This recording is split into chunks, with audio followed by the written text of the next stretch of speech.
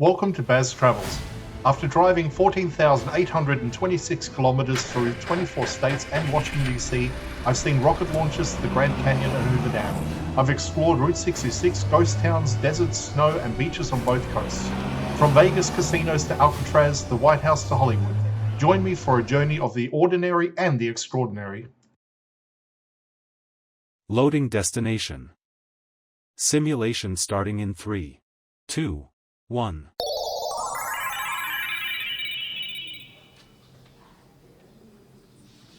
To look around, move your phone or tablet. Click and drag if on a computer or move your head if using a VR headset. Please like and subscribe.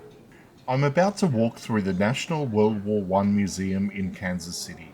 It holds the largest collection of World War I artifacts in the world, documenting a conflict that reshaped borders, economies, and entire societies. The exhibits move from the global scale of the war down to the personal experiences of those who served and those who waited at home. I'll keep quiet as we walk through and let the objects, documents, and stories speak for themselves.